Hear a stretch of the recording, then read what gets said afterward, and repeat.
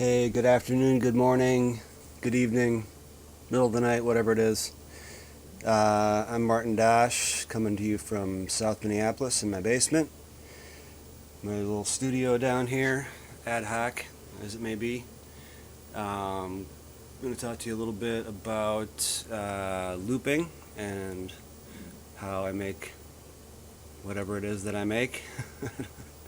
Maybe you can tell me when I'm done. But yeah, I basically just have a bunch of stuff down here. It's all running into this mixer over here. This is an old Soundcraft mixer. It was the old board at WNYU back in the 90s, so a lot of bands sent their signals through that. That's kind of a cool thing. Just think about that. Anyway, so all my stuff's going into the mixer, and then the mixer is running out through these two loop pedals that are on the floor down here. These little blue guys. They're called Akai head pedals. Head rush, made by Akai. You can find them for about $100 bucks, $150 used. They're great. They hold about a 12-second loop if you want to do overdubs. And I use two of those, and then I also have not in the whole chain, but I have a 2-second delay over here on the Rhodes. It's this guy right here, which is the Boss. It's a Boss DD5 2-second delay, and that's just the Rhodes. But you can run drums through it too, and I guess that's probably a good place to start, actually, because one of the ways that I find new rhythms and inspire myself is by creating really short delays. So, for example, I can loop, make a loop with one of the head rushes on the floor with this mic up here, just doing whatever, like bam, bam, bam, bam, like that. Bam. And that's a very short loop. Bam. That's bam. Bam, bam, bam, bam, bam, bam. So. Bam, your possibilities for adding to that are it'll build up relatively quickly. Bam, quickly, bam, quickly, bam, quickly, bam, quickly, bam, quickly, bam, bam, bam, bam, bam, bam, bam, bam, bam, bam, bam, bam, bam, bam, bam, bam,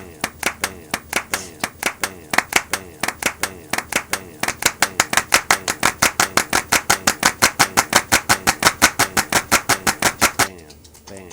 So that's a pretty simple, very, very short, massively stacked loop. Yeah, so that last loop was pretty massively stacked up, super short, about probably 1-second loop, maybe even less than a second. In the head rush, I dug up one of these so I can show it to you a little better here. This is an older version of it. The Akai head rush. The old ones are gray. New ones are blue. They do the same thing. They're not really new, but and the reason I love this particular pedal of all loopers is because it's pretty basic. A lot of people have those green line 6s. The head rush, just basically, it's got a bunch of other functions on it too, but it's basically like this button over here is like to start a loop, and then that one engages the loop and keeps it going, and then do this again, and you can start layering on top of it. But it also enables you to, once you build a layer, to erase everything except for the first layer, which is very, very helpful as far as composition. So let me show you how that works for a second here. So if I do another short loop, right? So that's the first layer, the first loop. So if I re-engage the record function on that and start doing,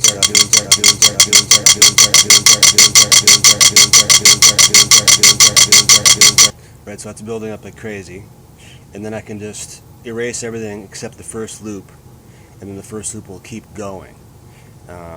So that sort of lends continuity to, like, if you're trying to write a song over it, whatever.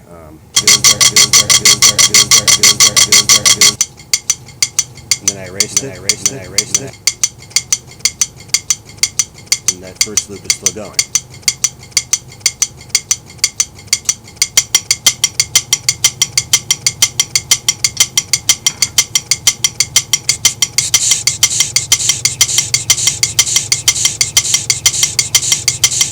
So let's say I want to build that up dramatically, then erase everything instead of new thing. Just build up, erase, erase, erase, erase, erase. The whole time that first one keeps going. Pretty much all loopers do what they're supposed to do in that they're looping stuff. The head rushes is nice because you can sort of make these big cuts in it. I haven't really messed around too much with the Line 6. It does regenerate in a different way as well. And I guess I just like the way the compressors sound inside of the head rush when you start stacking loud drum sounds in it. And you put 50 layers, it sounds pretty cool. So what you need to make that happen really is, well, you need a loop pedal. You need some kind of a microphone. I'm using a condenser right now. You can use a 58, you can use anything really. You know, that would run into the loop pedal. And then ideally, you want to have a controlled environment, like wear headphones. You're probably messing around with an amp and a PA is a whole different thing when you're dealing with loops and microphones. So it's good to get a handle on it with your headphones first, just to kind of see how it works. And once you introduce microphones, PAs, and feedback into the whole loop cycle, that can be very problematic if you're not, you know, it took me years and years and years to kind of figure out how to deal with each room and the microphones in each room and feedback and, you know, so, yeah. Yeah, you need a microphone, you need a mixer of some kind, and a pair of headphones, and a delay pedal, or a loop pedal. And, yeah, I mean, anyway.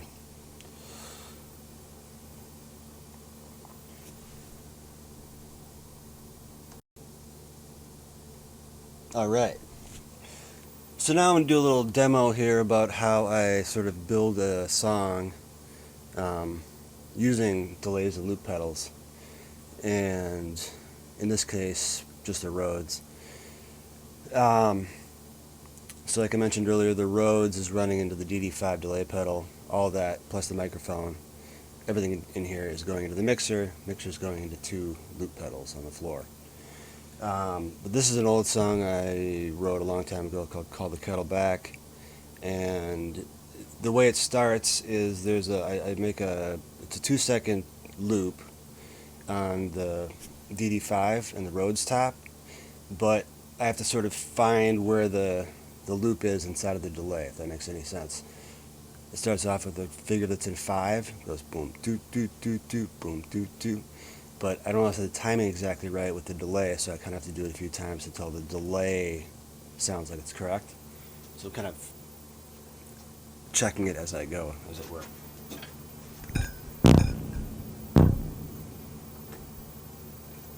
So, put it on 2 seconds. And so if I hit it once now, it's going to give a 2-second delay. So that kind of gives me a baseline of what the 2 seconds is, right about there. So I filed that under, you know, that's about right. And then I try to squeeze that phrase that's in 5 in that 2 seconds.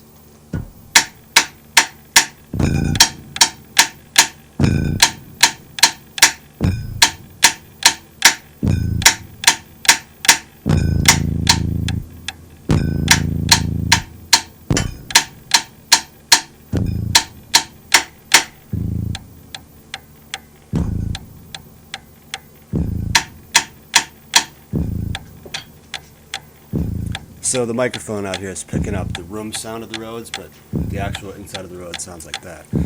So now I have that phrase going. 1, 2, 3, 4, 5. I'm going to record that 4 times into one of the head brush pedals down the floor. Got that? 1, 2, 3, 4, 1, 2, 3, 4, 1, 2, 3, 4, 5.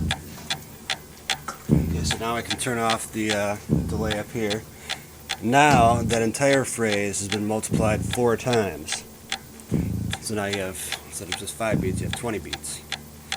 And then I start layering the phrases on the Rhodes on top of that. But that's my bass line in the head rush.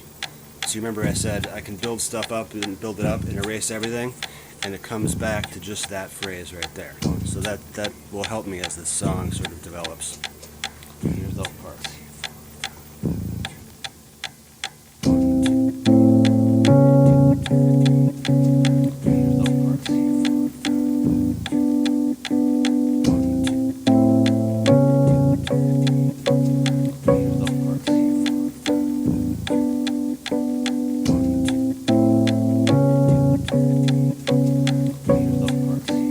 So I usually try to start this one off kind of simply and then just kind of let it build gradually.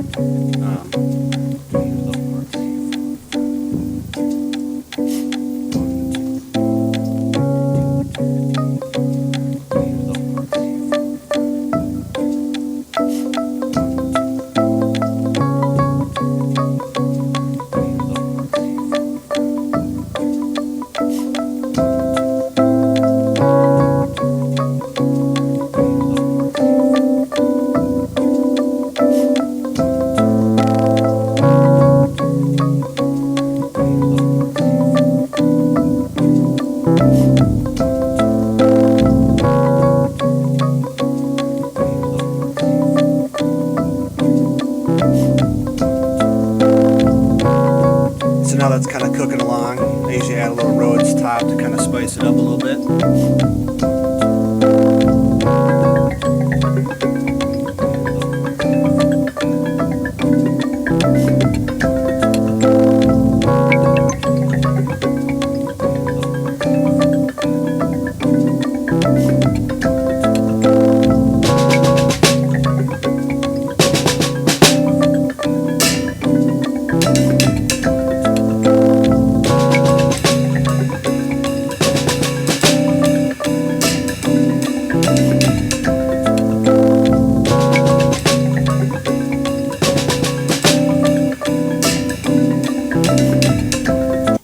Okay, so then the song kind of goes along like that.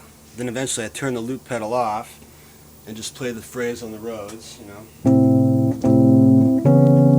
A couple of times just a cappella like that, and then bring the loop back in and play the melody. So this, you know. 2, ready, go.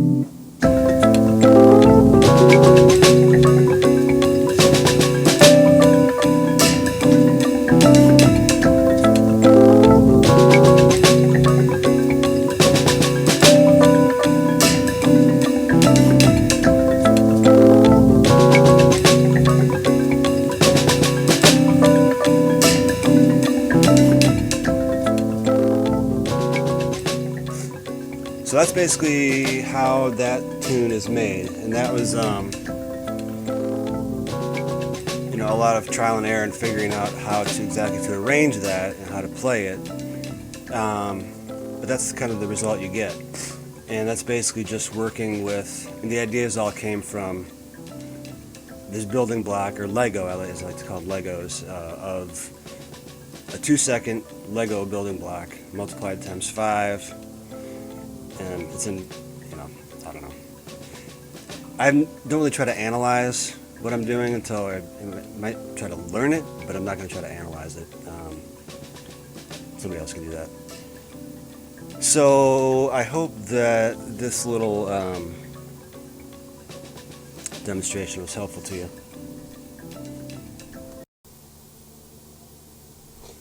So one last thing, Terry had asked me some questions or things to possibly riff on and talk about. One of the things was sort of just about how these kind of production techniques could be useful for someone in the music business. And, well, it's not directly applicable to me because I don't use Ableton. The way that Ableton functions, Ableton Live, is not that dissimilar to what's going on down here. I have a good friend named Lucky Paul. He's from New Zealand, but he does this amazing looping stuff. And he's a Ableton guru. You can find his stuff. He's on Instagram and he's on the internet. Lucky Paul. But we hung out for a few months last summer and just kind of talked about ideas and stuff. And his sort of, like, our inner laboratories are very, very similar, but he's just way, way better at the sort of interfacing with computers than I am. So I think that learning how to use delays and loops is not dissimilar to sort of looking at, waveforms on a screen and moving them around. But I think that sort of, for me anyway, the physicality of having pedals you can touch, buttons that can make sounds, knobs that you can turn, that is just helpful to me as a composer. And I think that if someone, spent time with learning how to use delays and got inspired by them, at a younger age, it'd be easier to sort of transition into applying that using Ableton or Pro Tools or Logic or whatever. So I think it is valuable just to always train your ears and just be, prepared for hearing back something you didn't expect. I guess that's kind of why I like delays too, is that you can have an intent to do something, but the result is not always the same as the intent. But if you're capable of, listening really well at all times, you can learn something new just by sort of random chance. And,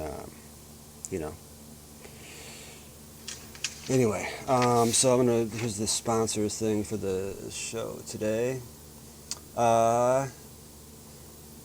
St. Cloud State University 2020 Virtual Day of Percussion. It's hosted by Dr. Terry Vermillion. Sponsored by the Department of Music at St. Cloud State University and funded by the David Swenson Foundation of Minneapolis, Minnesota. The David Swenson Foundation is a private foundation that funds scholarships in percussion studies at SCSU. So thank you to all those people for helping make this happen. And if you have any follow-up questions, you can reach me. My email is martindosh@yahoo.com. I'll try to be as diligent as I can, unless I get 8,000 emails, which probably won't happen. But I'll be here, and